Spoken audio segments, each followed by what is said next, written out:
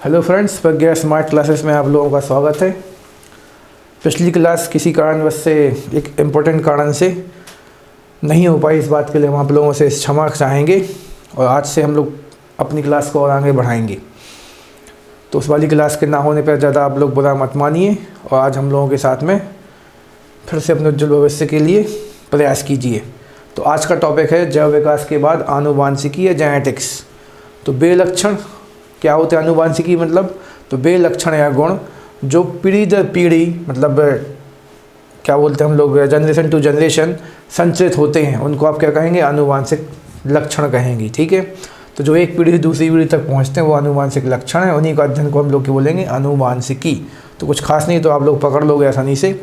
अगला फैक्ट क्या लिखा है? आनुवांशिकता के बारे में सबसे पहले जानकारी किसने प्रस्तुत की है? तो आप लोग जानते ही हमारे ख्याल से इस चीज़ को कि आनुवांशिकता के बारे में सबसे पहले जो जानकारी और सबसे अच्छी जानकारी किसके द्वारा दी गई है? तो सर ग्रेगर जोहान मेंडल के द्वारा दी गई, जो कि ऑस्ट्रिया के निवासी थे और साथ में एक पादरी थे, मतलब गुरु थे। ठीक है, उन्हें आनुवांशिकता का पिता भी कहा जाता है, द फादर ऑफ जेनेटिक्स भी कहा जाता है।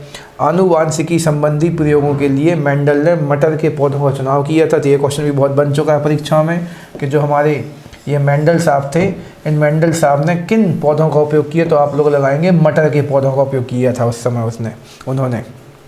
ठीक है, तो ये भी काफ़ी इजी इंपॉर्टेंट क्वेश्चन। तो माँ से मेंडल, माँ से मटर, जिन लोगों को पता नहीं तो हम चाहे तो बना के याद करते हैं और कराते हैं। फिर मेंडल साहब ने जो मटर के पौधों को देखा, ठीक है, मटर के पौधों को देखा, तो मटर के पौधों में उनने कैसे कैसे काम किए? तो उनने सामान्यतः दो प्रकार के अपने हिसाब से मतलब ऑब्जर्वेशन किए। तो मेंडल ने पहले एक जोड़ी और फिर दो जोड़े विपरीत गुणों की वंशागति का अध्ययन किया। ठीक है, मतलब उनने पहले केवल एक एक जोड़ी गुणों को ध्यान से देखा और फिर उनने दो जोड़े लेकिन कैसे अलग अलग प्रकार के गुणों का अध्ययन किया, जिन्हें हम लोग क्रमशः एक संक्रिय क्रॉस और द्विसंक्रिय क्रॉस के नाम से जानते हैं। तो ये वाला टॉपिक थोड़ा सा कम समझ में आया तो फिर से बोल देते हैं कि मेंडल साहब ने दो प्रकार से अपने पूर्वानुमान लगाए। ठीक है, तो पहला अनुमान जो था उनका, उसमें केवल उन्होंने एक एक गुण का अध्ययन किया, जिसको हम लोग आगे जाके पढ़ेंगे, तो केवल लंबाई को देखा।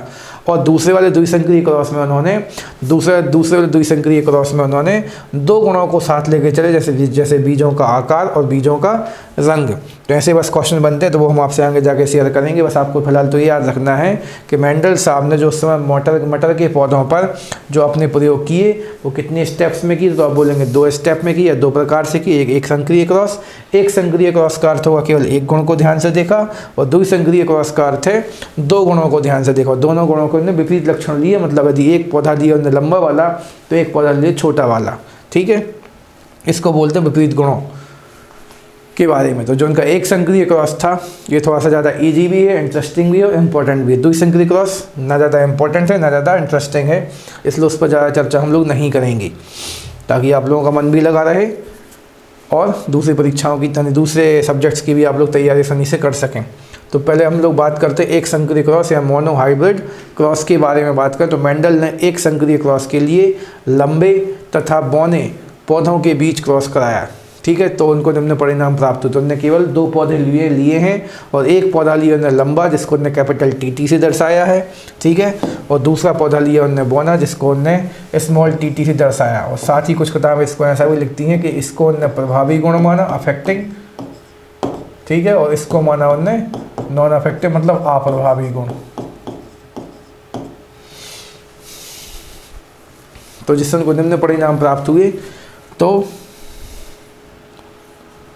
इसका हम लोग ऐसा बना लेते हैं।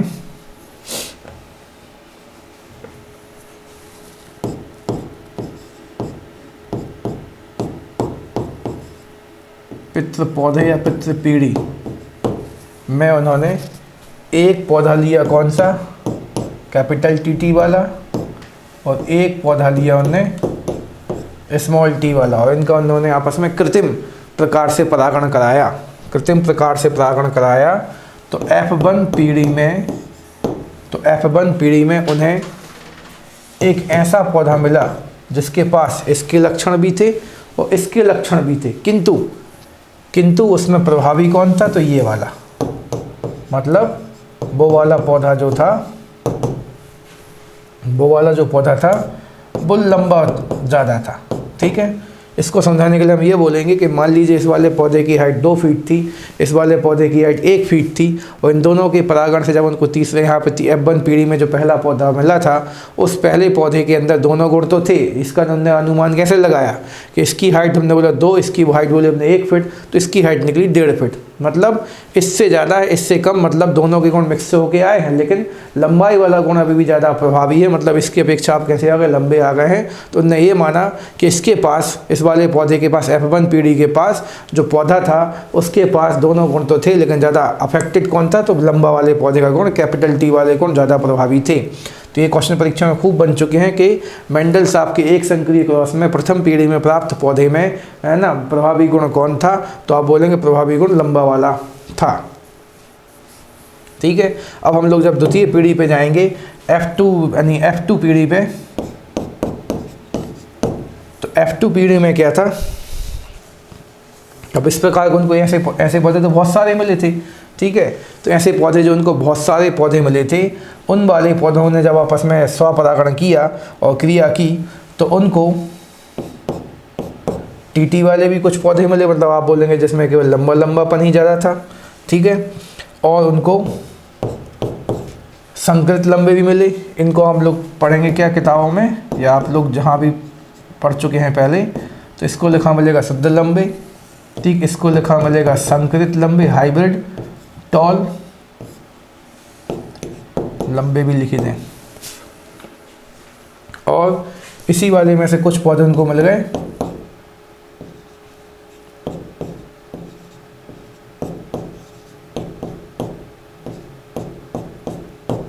शुद्ध बौने। ठीक है। तो इनकी संख्या कितनी थी, सामान्यतः, ठीक है। इसमें पहले हम लोगों को तो ये ध्यान देना है कि हम लोग देखो F1 से F2 पीढ़ी तक आ चुके हैं, और हमारे पास कितने पौधे हैं, 4 पौधे हैं। अच्छा, पहले इस चीज़ पे चर्चा कर लेते हैं कि F2 पीढ़ी में शुद्ध लंबे का अर्थ क्या है। तो ऐसे उनको बहुत सारे पौधे मिले थे अपनी, कहाँ पे, प्रथम पीढ़ी में। जब उन पौधों ने आपस में क्रिया की, तो शुद्ध लंबे पौधे भी कुछ प्रकार के मिले उनको। फिर कुछ पौधे ऐसे मिले जिनमें शुद्ध लंबा और प्लस शुद्ध बौना दोनों गुण थे। ठीक है। तो वो संकृत प्रकार के थे, और कुछ पौधे उनको शुद्ध बौने वाले मिले हैं। तो इनका अनुपात आपको याद रख के जाना होता है। इनका अनुपात हम लोगों को याद रख के जाना होता है कि यहाँ पर उनको 25% पौधे किस प्रकार के मिले थे, इस प्रकार के। ठीक है। 50 प्रकार के पौधे उनको किस प्रकार के मिले थे, संकृत लंबे। और 25 पौधे कैसे मिले थे उनको, तो आप बोलेंगे शुद्ध बौने मिले थे। एक क्वेश्चन ये बनता है कि जो शुद्ध लंबे पौधे थे उनमें किस प्रकार का गुण ज़्यादा प्रभावी था, तो आप बोलेंगे उसमें सर लंबे वाला का गुण ज़्यादा प्रभावी था, मतलब कैपिटल T वाला ज़्यादा प्रभावी था, मतलब ये बहुत लंबे थे। फिर जो संकृत वाले थे, इसमें दोनों गुण तो थे, लेकिन प्रभावी फिर से कौन था, तो आप बोलेंगे इसमें प्रभावी फिर से लंबा वाला गुण था। ठीक है। तो इसमें इन दोनों पौधों में लंबा वाला अर्थात प्रभावी गुण ज़्यादा प्रभावी था, और इस वाले में शुद्ध बौना अर्थात छोटा वाला, और अप्रभावी गुण इसमें प्रभावी हो गया। ठीक है। तो अप्रभावी गुण का प्रभाव ज़्यादा देखा गया। ठीक है। तो ये क्वेश्चन भी आप लोगों को याद रखने हैं। अब यदि हम लोग ये ध्यान दें कि हम लोगों का जो एक संकृत, इसको हम लोग संकृत भी कह सकते हैं फिर से, क्योंकि नीचे जिसके पास दोनों गुण थे उसको हम लोग क्या नाम दिए हैं, संकृत लंबा दिए है नाम। तो एक संकृत पौधे से आपको कुल मिला के मान लो 3 पौधे मिल रहे हैं। एक संकृत पौधे से आपको 3 पौधे मिल रहे हैं, और उन 3 पौधों में, ठीक है, उन 3 पौधों में हमारा ये एक शुद्ध लंबा है, ठीक है, और ये एक संकृत लंबा है, लेकिन एक कैसा है, एक हम लोगों का शुद्ध बौना है। ठीक है। तो इस प्रकार से हम लोगों को कुछ चीज़ें और थोड़ी सी अभी अच्छा एक पॉइंट और बढ़ा लेते हैं, फिर हम कुछ चीज़ें जो बताना चाहते हैं वो आपसे शेयर करेंगे। F3 पीढ़ी की जब बात आएगी, तो F3 पीढ़ी में उन्होंने एक चीज़ ये सिद्ध करके दी है कि अब जो शुद्ध पौधे हैं उनसे आपको हमेशा शुद्ध लंबे, तीसरी पीढ़ी में वो निष्कर्ष पर पहुँच पाए जो हम दूसरी पीढ़ी में ही पहुँचने की कोशिश कर रहे थे। और जो आपके संकृत पौधे थे, इस संकृत वाले से हमेशा क्या मिलेगा, यही वाले जैसे जो हम लोगों ने देखा ना ऊपर, संकृत लंबे से एक शुद्ध लंबा, एक शुद्ध बौना। ठीक है। और हम लोगों के कुछ मिलेंगे आपको हमेशा कैसे, संकृत पौधे मिलेंगे। तो यहाँ से रेशियो आपको हमेशा यही वाला मिलने वाला है। तो यहाँ से यदि हम शॉर्ट में लिखें तो एक TT भी मिलेगा आपको। ठीक है। एक TT मिलेगा और स्मॉल t मिलेगा और साथ में स्मॉल t मिलेगा, और जब यहाँ जाएंगे तो केवल स्मॉल TT मिलेगा। ठीक है। तो यहाँ पे उन्होंने बोला भाई लंबे वाले पौधों से लंबे लंबे वाले ही मिलेंगे, संकरित वालों से आपको शुद्ध संकरित भी नहीं, शुद्ध लंबे भी मिलेंगे, शुद्ध छोटे ही मिलेंगे, लेकिन साथ में आपको शुद्ध यानी साथ में आपको संकरित लंबे ही मिलेंगे। और संकरित लंबे में हमने क्या बोला भाई, प्रभावी गुण कौन सा होगा, लंबा वाला गुण होगा। ठीक है, प्रभावी गुण कौन सा होगा, लंबा वाला गुण होगा। तो यहाँ पे मेन क्वेश्चन बनते हैं, एक तो फिनोटाइप और जीनोटाइप, उस पर आप थोड़ी चर्चा कर लें एक बार फिर से। अच्छा, इसको भी रिवाइज कर दें कि हमारे मेंडल साहब ने एक संकरीय क्रॉस में पितृपीढ़ी में अपने मन से एक लंबा वाला पौधा लिया, एक छोटा वाला पौधा लिया, दोनों का उनने कृत्रिम परागण कराया और उनके लिए बहुत सारे पौधे मिले, पर उनमें मोस्टली पौधों में उन्होंने देखा कि गुण तो कहने को दोनों के आ रहे हैं, लेकिन ज़्यादा उनमें लंबाई वाला गुण ज़्यादा प्रभावी था। ठीक है, लंबाई वाला गुण ज़्यादा प्रभावी था। जब वो दूसरी पीढ़ी पे जंप करके देखे, इन्हीं वाले पौधों को उन्होंने अब स्वपरागण करने के लिए छोड़ दिया, तो उन्होंने क्या देखा कि उसी वाले दूसरे पौधे से, ठीक है, दूसरे पौधे से आपको नीचे कुछ शुद्ध लंबे तो कुछ शुद्ध बौने और कुछ संकरित पौधे मिले। इनका अनुपात क्या था, 25% ये मिले तो 25% वो मिले, 50% ये मिले। अनुपात बनाओगे तो 1-2-1 का अनुपात बनेगा। ठीक है, इनका अनुपात क्या मिलेगा, 1-2 और 1 का अनुपात। ठीक है, 1-2-1 का अनुपात मिला हम लोगों को 25, इसको सबको 25 एकम 25, 25 दूनी 50, 25 एकम 25, तो हम लोगों को 1-2-1 का अनुपात मिला। अब तृतीय पीढ़ी में जाकर उन्होंने क्या अनुमान लगा, तृतीय पीढ़ी में उनको ये अनुमान लगाने को मिला कि शुद्ध लंबे जो पौधे थे उसके बीजों से सामान्यतः लंबे लंबे पौधे ही निकल के आए। ठीक है, और जो संकरित लंबे पौधे थे उससे अनुपात हमेशा यही निकलेगा, 1-2-1 का अनुपात निकलेगा, और जो शुद्ध बौने पौधे थे उससे हमेशा शुद्ध बौने पौधे निकले। तो इस आधार पर कुछ क्वेश्चन बनते हैं हम लोगों के, कौन से, एक तो मिलेगा आप लोगों को परीक्षाओं में कौन सा, जीनोटाइप अनुपात। ठीक, जीनोटाइप रेशियो। तो जीनोटाइप केवल ये दिखलाता है, जीनोटाइप आपके लिए आपको स्पष्ट यहाँ पे ये करना पड़ेगा कि हम लोगों को किसी भी पीढ़ी पे हो आप, ठीक है, किसी भी पीढ़ी पे हो आप, तो किस प्रकार के गुण ज़्यादा प्रभावी हैं। ठीक है, किस प्रकार के गुण ज़्यादा प्रभावी, यदि हम लोग दूसरी पीढ़ी पर हैं तो दूसरी पीढ़ी पे आप देखेंगे कि 25% शुद्ध लंबे मिले हैं, 25% शुद्ध बौने मिले हैं, और संकरित पौधे कितने मिले, 2 मिले हैं। संकरित पौधे आपको कितने मिले हैं, 2 मिले हैं। लेकिन अब यदि हम लोग यहाँ पे ये ध्यान दें कि जीनोटाइप का मतलब हम लोगों को ये याद रखना है, जीनोटाइप का मतलब हम लोगों को ये याद रखना है कि पौधे कितने प्रकार के। तो आप बोलेंगे सर एक पौधा शुद्ध लंबा है, 2 पौधे संकरित लंबे हैं और 1 पौधा शुद्ध बौना है, तो जीनोटाइप का अनुपात क्या हो जाएगा, 1:2:1। ये किसके लिए अनुपात है, तो आप बोलेंगे सर F2 पीढ़ी के लिए, और F2 पीढ़ी से हम लोगों की परीक्षा में क्वेश्चन बनते हैं। तो जो जीनोटाइप है वो पौधों के प्रकार को दिखलाता है। इसकी थोड़ी सी लाइन हम यहाँ से खींच के इसको अलग कर दें, तो फिर से बोल दें भैया यहाँ पे 1 क्या है, शुद्ध लंबा, 2 है संकरित लंबे और 1 है शुद्ध बौना। लेकिन एक अनुपात आप लोगों को और याद रखना है, कौन सा, फिनोटाइप। और फिनोटाइप जो होता है वो प्रभावी, जिसको हम लोग क्या मान के बैठे हैं यहाँ पर, लंबा, और अप्रभावी, जिसको हम लोग क्या मान के बैठे हैं, बौना। बस जो अपने मेंडल साहब ने जो 2 लक्षण माने थे, प्रभावी और अप्रभावी, उनके बीच के अनुपात को दिखलाएगा। तो हमने आपको पीछे बताया भी है, जहाँ तक देखो अभी भी लिखा हुआ है कि जो संकरित लंबा पौधा था इसके पास गुण कौन सा प्रभावी होगा, लंबे वाले का गुण ज़्यादा प्रभावी होगा।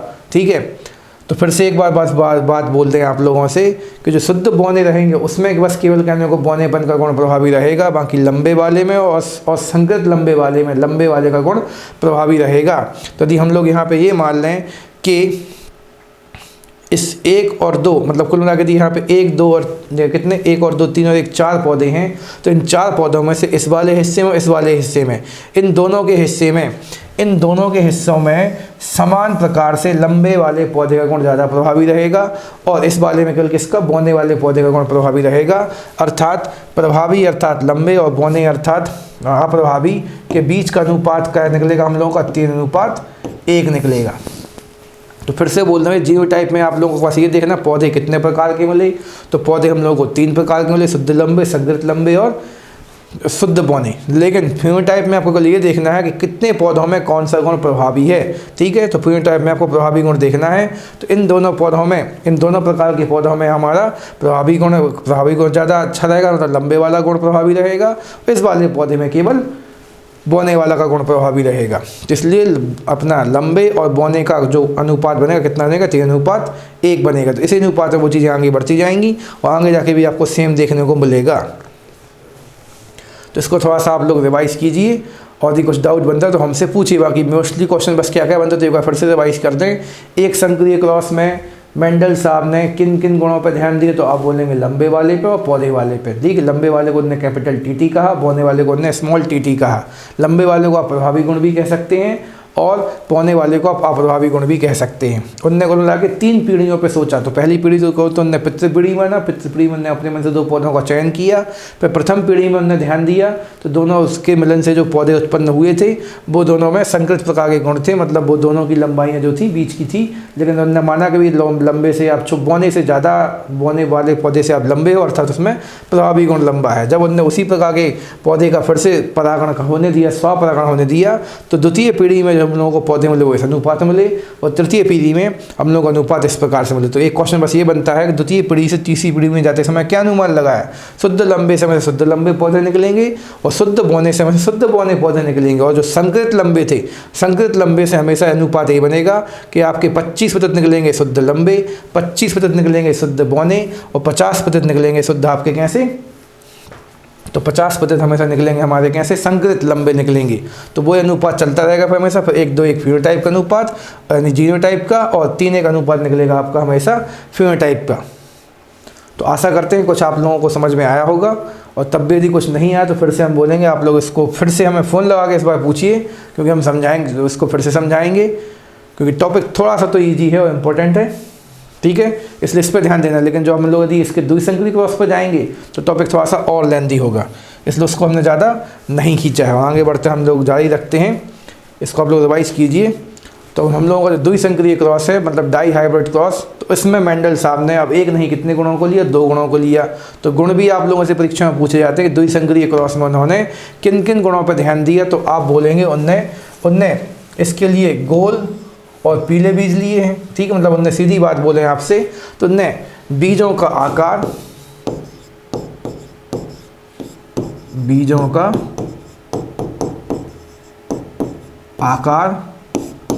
और बीजों का रंग। तो आकार उनने कौन कौन से लिए हैं, तो एक बार लेंगे आप गोल, तो दूसरी बार ले लेंगे उसका विपरीत गुण क्या हो जाएगा, झुर्रीदार। ठीक, रिंकल से युक्त, रिंकल्ड।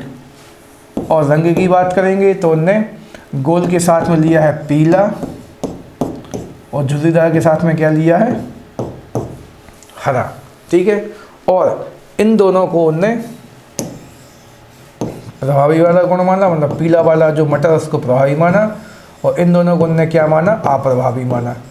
तो अब वो यहाँ पे एक बड़ा काम ये करने बाद जा रहे थे हम लोग अनुसार। उन्होंने तो जो किया सो किया कि हम लोगों को अब इकट्ठे पीछे हम लोग देखे कि हम लोग बौने और लंबे में ही फंस गए थे।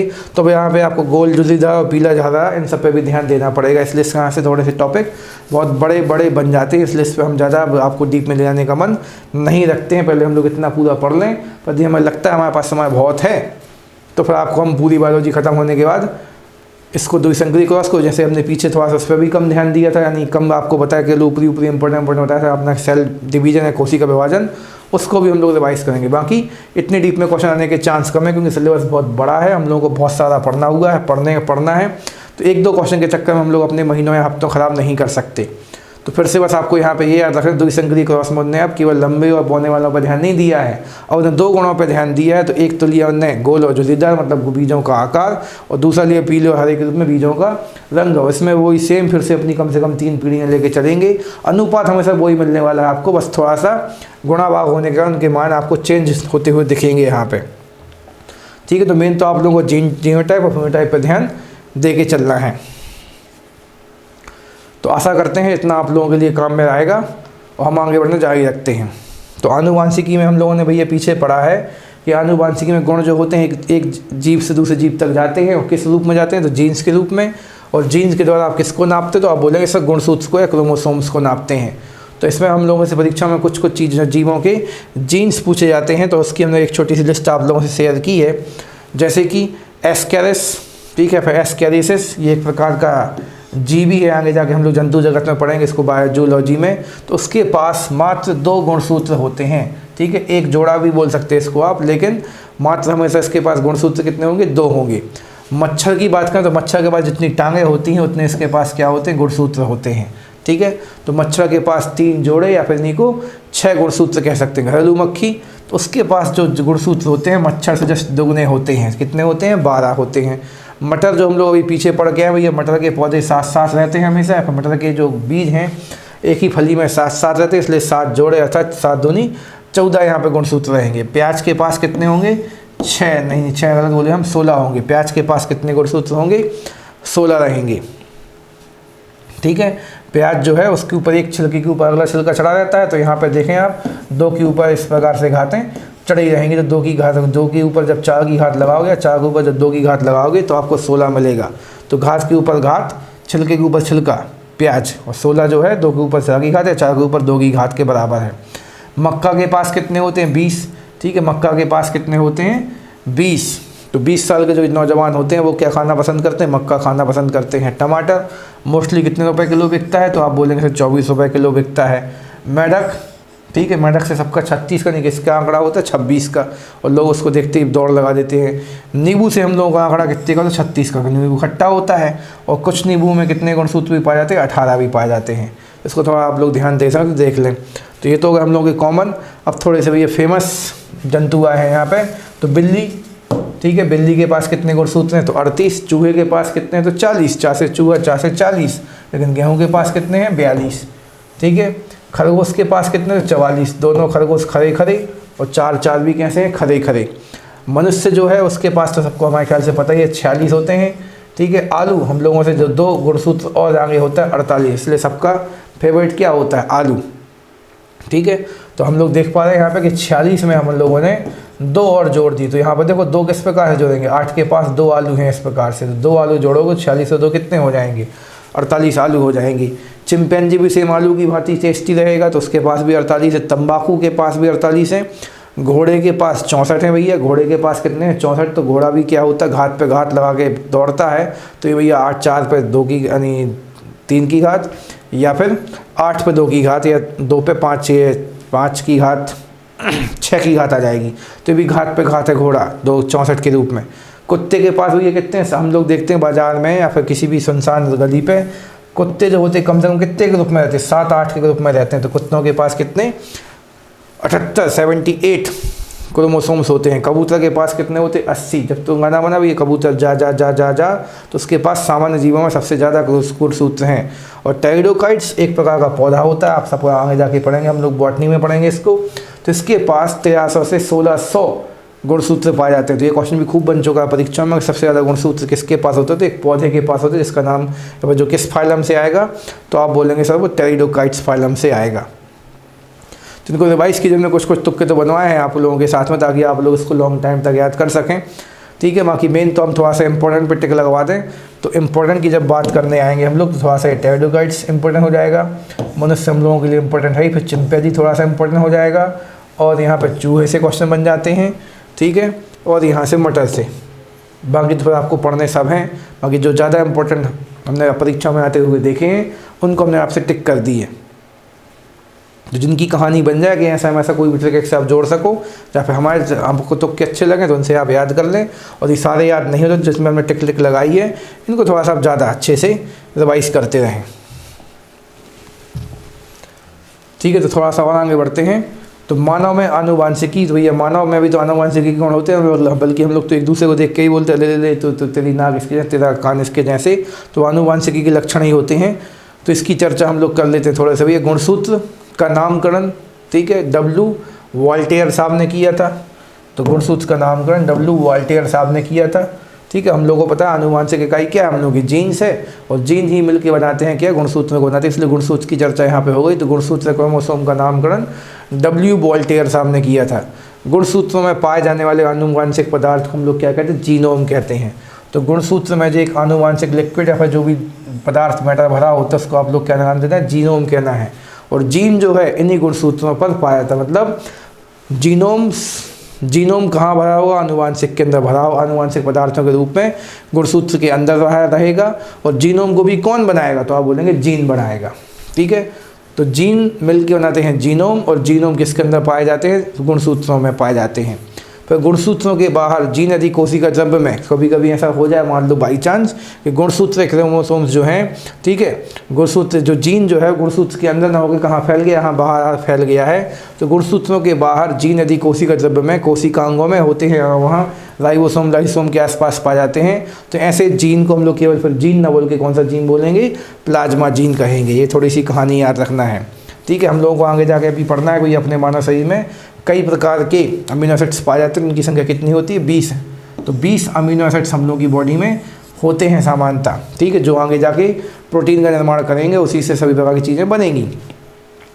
एक और फैक्ट लिखा है, तो ये 20 भैया थोड़ा सा ज़्यादा इंपॉर्टेंट, इसको हमने एक बार टिक कर दिया। अगला फैक्ट क्या लिखा, आर्थर कॉर्नबर्गर ने 1962 में डीएनए पॉलीमरेज नामक एंजाइम की खोज की। ठीक है, तो डीएनए पॉलीमरेज नाम के एंजाइम की खोज की, ठीक है, जिसकी सहायता से डीएनए का संश्लेषण होता है। तो डीएनए जो है किसकी सहायता से बनता है, तो डीएनए नाम के पॉलीमरेज नाम के एंजाइम से बनता है। ठीक है, और उसकी खोजकर्ता कौन थे, तो आर्थर कॉर्नबर्ग थे।